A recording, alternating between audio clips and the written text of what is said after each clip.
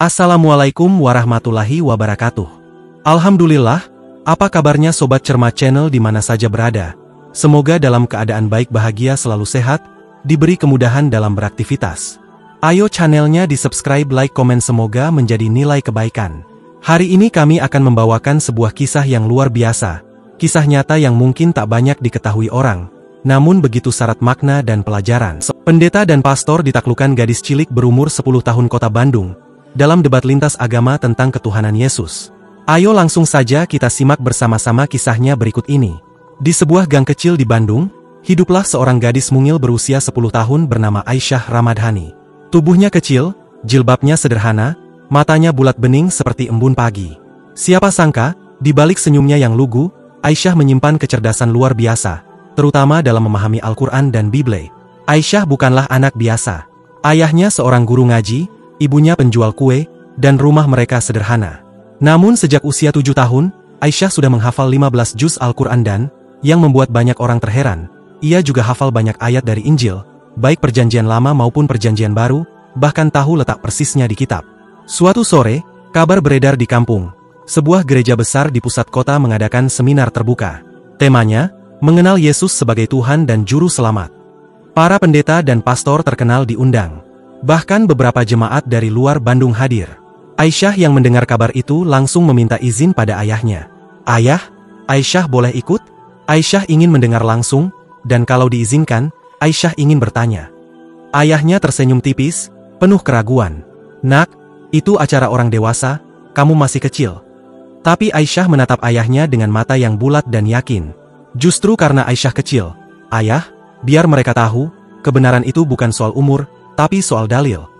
Akhirnya, dengan sedikit berat hati, ayahnya mengantar.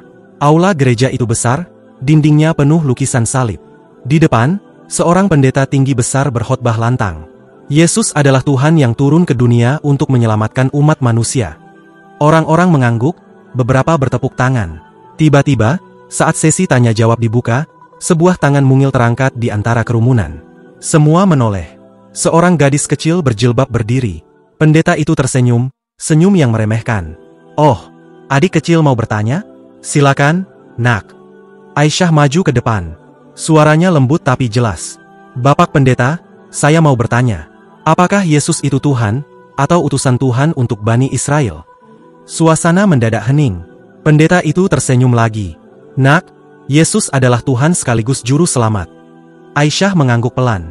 "Kalau begitu, Bapak pasti tahu, di dalam Bible, Yohanes 17 ayat 3, Yesus berdoa kepada Allah dan berkata, 'Inilah hidup yang kekal itu, yaitu bahwa mereka mengenal Engkau, satu-satunya Allah yang benar, dan mengenal Yesus Kristus yang telah Engkau utus.' Kalau Yesus berkata kepada Allah, 'Engkau satu-satunya Allah yang benar,' berarti Yesus bukan Allah, kan?" Beberapa jemaat mulai saling pandang. Pendeta itu terdiam sepersekian detik. Aisyah melanjutkan, kali ini sambil mengutip Al-Quran. "Bapak, di dalam surah Ali, Imran ayat 49, Allah menyebutkan bahwa Isa, Yesus, diutus kepada Bani Israel, membawa tanda-tanda kekuasaannya. Kalau Yesus diutus, berarti dia bukan pengutus, tapi yang diutus." Pastor yang duduk di sebelah pendeta itu mencoba menimpali. Tapi Yesus berkata, "Aku dan Bapa adalah satu." Aisyah tersenyum tenang. "Bapak pastor, ayat itu di Yohanes 10 ayat 30. Tapi coba baca Yohanes 17 ayat 21, Yesus juga berdoa agar murid-muridnya menjadi satu dengan Dia dan dengan Bapa, sama seperti Dia satu dengan Bapa. Kalau begitu, apakah murid-murid Yesus juga Tuhan?" Beberapa orang di kursi belakang mulai berbisik-bisik. Pendeta dan pastor itu tampak kehilangan kata-kata. Di sudut aula, ayah Aisyah menatap anaknya dengan mata berkaca-kaca. Ia tahu, ini baru permulaan. Karena setelah ini, Aisyah akan membuka satu demi satu ayat yang membongkar bahwa Yesus bukan Tuhan, melainkan Nabi dan utusan Allah.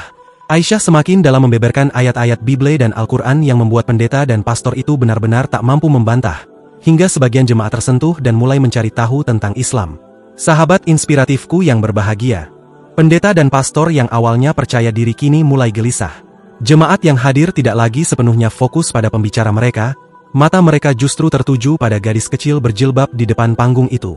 Pendeta mencoba tersenyum. "Nak, ayat yang kamu sebutkan memang ada. Tapi Yesus itu anak Allah, yang berarti dia berasal dari Allah." Aisyah menatapnya tenang, lalu berkata, Bapak pendeta, di Bible, anak Allah, itu bukan hanya Yesus. Dalam Lukas 3 ayat 38, Adam disebut anak Allah. Dalam Keluaran 4 ayat 22, Tuhan berkata, Israel adalah anakku, anak sulungku.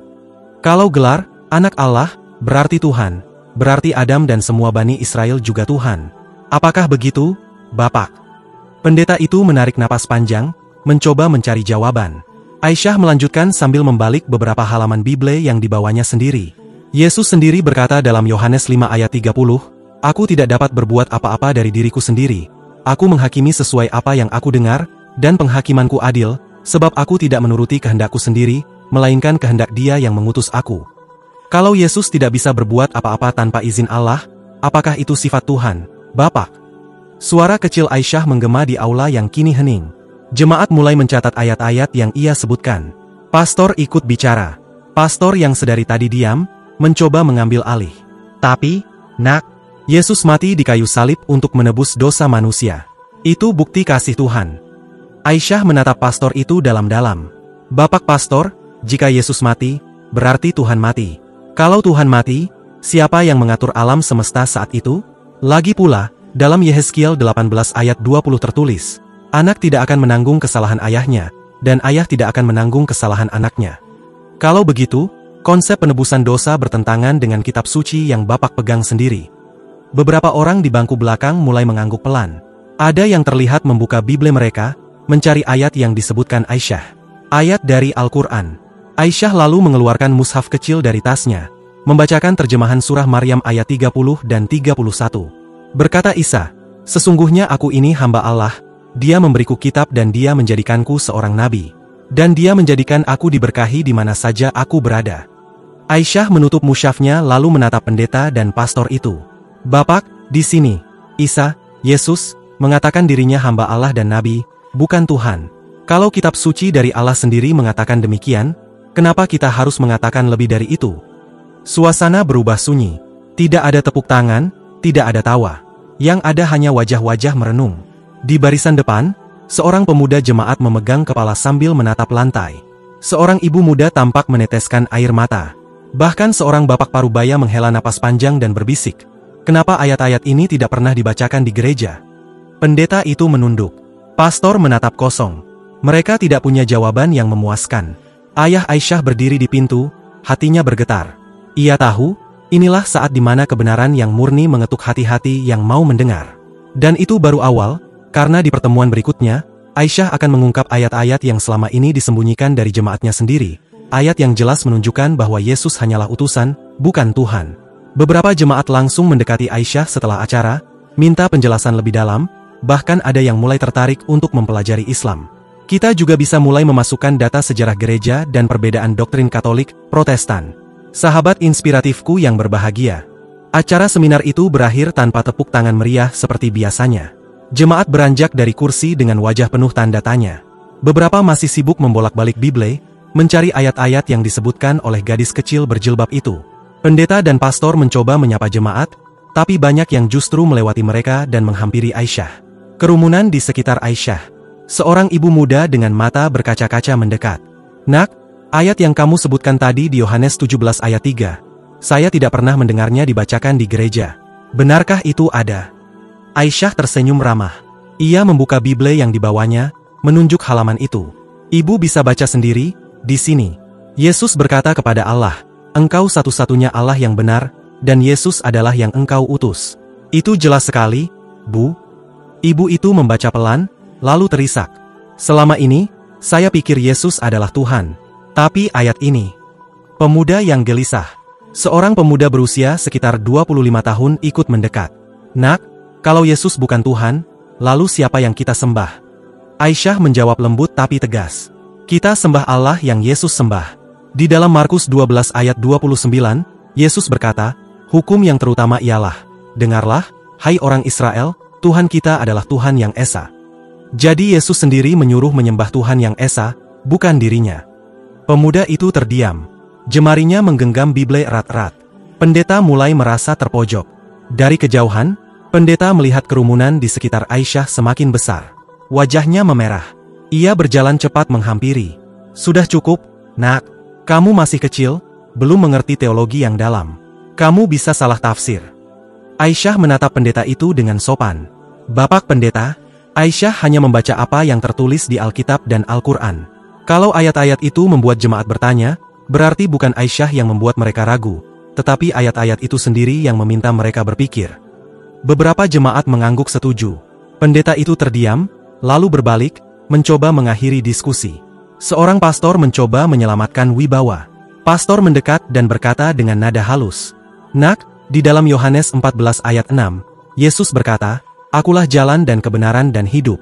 Tidak ada seorang pun yang datang kepada Bapa kalau tidak melalui Aku.' Itu artinya Yesus adalah satu-satunya jalan keselamatan."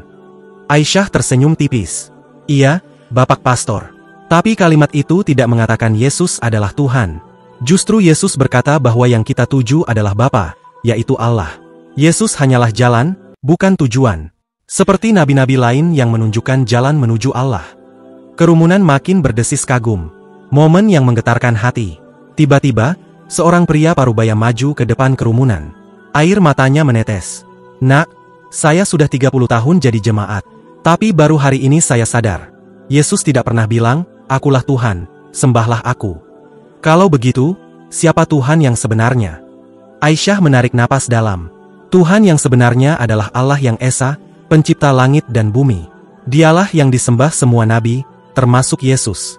Dan Allah sudah menurunkan wahyu terakhir, Al-Quran, untuk semua manusia, bukan hanya Bani Israel. Pria itu menunduk, memegang wajahnya, lalu berkata lirih, "Saya harus mencari kebenaran ini." Saat ayahnya mengajak pulang, kerumunan itu masih menatap Aisyah dengan tatapan kagum bercampur bingung. Mereka seperti baru saja mendengar kebenaran yang tak pernah diungkapkan dari mimbar mereka. Di perjalanan pulang, ayahnya berucap pelan, "Nak, ayah bangga padamu. Tapi ini baru awal. Perjalananmu akan panjang, dan banyak yang mungkin menentang." Aisyah tersenyum, menatap ke langit sore. "Tidak apa-apa, Yah. Selama kita berpegang pada firman Allah, kebenaran akan selalu menang." Namun, kabar tentang gadis kecil yang membuat pendeta dan pastor terdiam itu segera menyebar. Dan Aisyah akan menerima undangan yang jauh lebih besar, untuk berdialog di forum antar agama tingkat kota. Aisyah tampil di forum besar itu, berhadapan dengan teolog-teolog senior, dan membongkar ayat-ayat Bible yang selama ini jarang dibahas, hingga ada yang langsung mengucap syahadat. Sahabat inspiratifku yang berbahagia. Kabar tentang gadis kecil berjilbab yang membuat pendeta dan pastor terdiam di seminar gereja itu menyebar cepat. Dalam hitungan hari, berita itu menjadi bahan pembicaraan di warung kopi, pasar, hingga media sosial. Suatu sore, ayah Aisyah menerima sebuah surat undangan resmi. Tertulis di sana, Forum Dialog Antaragama Tingkat Kota Bandung. Tema, Yesus, Tuhan atau Utusan. Peserta, tokoh Kristen, Katolik, dan Muslim. Lokasi, Aula Balai Kota Bandung. Nama Aisyah tertera di daftar pembicara, sejajar dengan nama pendeta senior, pastor terkenal, dan seorang ustaz. Ayahnya sempat ragu. "Nak, ini forum besar. Lawan bicaramu bukan sembarang orang." Aisyah tersenyum yakin. "Ayah, bukankah kebenaran dari Allah tidak akan kalah, meskipun lawannya 1000 orang?" Aula balai kota penuh sesak. Ratusan kursi terisi, kamera televisi lokal dan media daring berjejer di belakang ruangan. Moderator membuka acara, lalu memberi kesempatan pertama kepada pendeta senior. Dengan suara berat dan intonasi yang matang, ia memaparkan bahwa Yesus adalah Tuhan yang datang ke dunia demi menyelamatkan manusia dari dosa. Pastor Katolik melanjutkan, menegaskan bahwa penebusan dosa adalah inti dari kasih Allah. Jemaat dan hadirin bertepuk tangan. Lalu giliran Aisyah. Gadis kecil itu berdiri di podium yang terasa terlalu tinggi untuk tubuh mungilnya. Ia memegang mikrofon dengan tangan yang tidak gemetar sama sekali. "Bapak dan Ibu yang saya hormati, izinkan saya memulai dari kitab suci yang bapak-bapak sendiri yakini." Ia membuka Bible, membaca Yohanes 17 ayat 3 dengan suara jelas. "Inilah hidup yang kekal itu, yaitu bahwa mereka mengenal Engkau, satu-satunya Allah yang benar, dan mengenal Yesus Kristus yang telah Engkau utus." Aisyah menatap hadirin. Yesus sendiri mengatakan bahwa Allah adalah satu-satunya Tuhan yang benar, dan Yesus hanyalah utusan. Kalau perkataan Yesus kita yakini, maka tidak mungkin Yesus adalah Tuhan. Membongkar dengan ayat-ayat lain. Aisyah melanjutkan. Dalam Markus 13 ayat 32, Yesus berkata bahwa ia tidak tahu kapan kiamat, hanya Bapa yang tahu. Kalau Yesus Tuhan, mengapa ia tidak tahu sesuatu yang Tuhan pasti tahu? Beberapa hadirin mulai berbisik. Pendeta di sebelah kanan panggung terlihat gelisah. Aisyah mengeluarkan mushaf kecilnya. Al-Quran, dalam surah Maryam ayat 30, mencatat ucapan Nabi Isa, "Sesungguhnya aku ini hamba Allah. Dia memberiku kitab dan menjadikanku seorang nabi." Jadi baik di Bible maupun di Al-Quran, Yesus Isa adalah hamba dan nabi, bukan Tuhan. Pendeta senior mencoba memotong.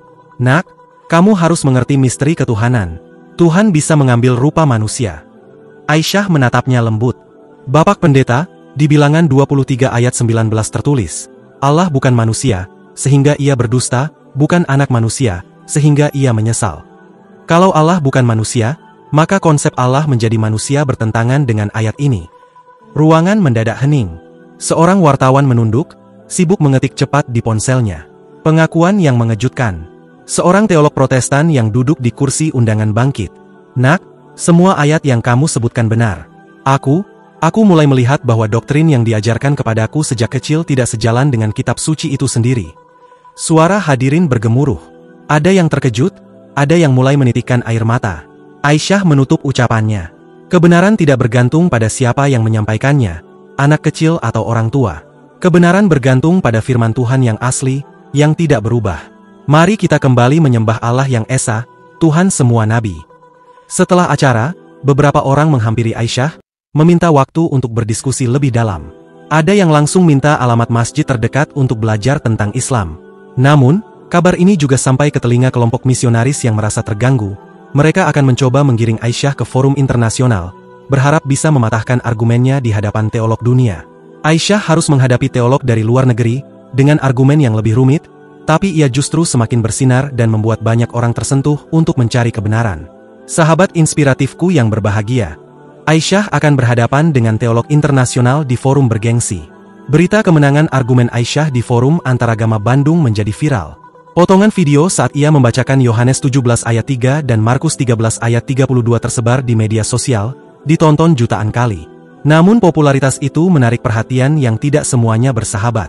Sebuah organisasi misionaris internasional menganggap Aisyah ancaman bagi iman Kristen muda, dan memutuskan untuk menantangnya secara resmi. Mereka mengundang Aisyah dan ayahnya ke forum dialog lintas iman Asia Pasifik yang diselenggarakan di Jakarta.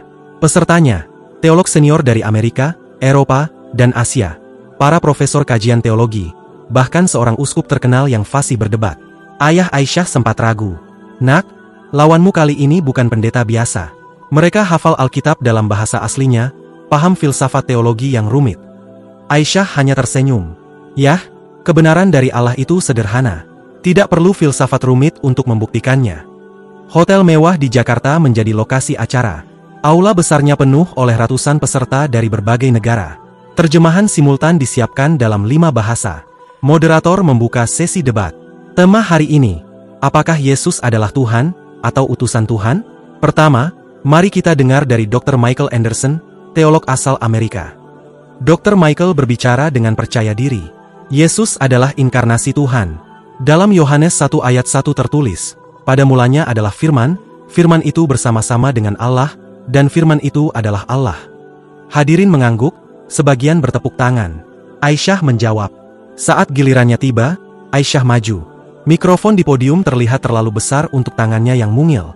Namun suaranya jernih dan tegas. "Bapak Michael, Yohanes 1 ayat 1 itu diterjemahkan ke bahasa Inggris sebagai The Word was God. Tapi dalam bahasa Yunani aslinya, kata God di bagian akhir ayat itu tidak memakai hotheos, Tuhan yang pasti, tetapi hanya theos, bersifat ilahi. Ini artinya Yesus adalah firman yang berasal dari Allah, bukan Allah itu sendiri." Para penerjemah sibuk menyalin kata-kata Aisyah. Beberapa peserta terperangah, gadis 10 tahun ini mengoreksi terjemahan bahasa Yunani. Membongkar lagi dengan ayat yang jarang disampaikan. Aisyah melanjutkan, "Kalau Yesus Tuhan, mengapa di Yohanes 20 ayat 17 dia berkata, 'Aku akan pergi kepada Bapakku dan Bapamu, kepada Allahku dan Allahmu'? Tuhan punya Tuhan? Itu tidak masuk akal." Hadirin mulai ribut. Seorang profesor dari Australia berbisik pada rekannya, "Anak ini bukan main." Mematahkan argumen penebusan dosa. Uskup senior dari Eropa mencoba menyerang. Tetapi penebusan dosa adalah rencana Allah untuk keselamatan manusia. Tanpa salib, manusia tidak bisa selamat. Aisyah menatapnya tenang.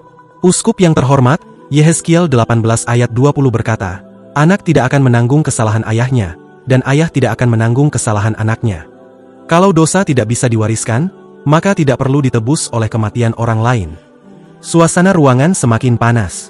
Kamera televisi merekam setiap kata. Ayat pamungkas dari Al-Quran. Aisyah membuka mushaf dan berkata, dalam surah Al-Maidah ayat 72, Allah berfirman, sungguh telah kafir orang-orang yang berkata, sesungguhnya Allah ialah Al-Masih putra Maryam. Isa berkata, wahai Bani Israel, sembahlah Allah, Tuhanku dan Tuhan kalian. Jika Yesus sendiri berkata, Tuhanku dan Tuhan kalian, maka itu menghapus semua keraguan bahwa beliau hanyalah utusan, bukan Tuhan. Kemenangan moral. Beberapa peserta dari Filipina dan Afrika terlihat menunduk sambil meneteskan air mata. Seorang penerjemah bahkan terisak saat menyampaikan kata-kata Aisyah. Dr. Michael tidak memberikan sanggahan, hanya berkata pelan, saya tidak punya jawaban yang memuaskan untuk ayat-ayat ini. Moderator menutup sesi dengan suara bergetar. Kita baru saja mendengar argumen yang sangat mendalam dari seorang anak 10 tahun. Usai acara, lebih dari 10 peserta asing menghampiri Aisyah dan ayahnya, menyatakan ingin mempelajari Islam. Seorang di antaranya langsung memeluk Aisyah sambil berkata, hari ini, engkau membuka mata saya. Dan begitulah, seorang gadis kecil dari Bandung berhasil menaklukkan hati dan pikiran teolog internasional, bukan dengan kekuatan retorika kosong, tapi dengan ayat-ayat yang murni dari firman Tuhan. Sahabat inspiratifku yang berbahagia, demikian saya sajikan kisah ini yang penuh literasi, mencerahkan cakrawala berpikir dan menginspiratif kehidupan kita, untuk senantiasa mawas diri serta istiqomah dalam menapaki jalan kebenaran, naungan cahaya petunjuk Allah Subhanahu wa Ta'ala. Atas segala perhatian dan dukungan sahabat inspiratifku, saya ucapkan terima kasih, semoga menjadi nilai kebaikan. Saya Saddam Hussein mohon pamit undur diri, dan sampai berjumpa kembali di video inspiratif lainnya. Saya sudahi perjumpaan ini dengan mengucapkan, wassalamualaikum warahmatullahi wabarakatuh.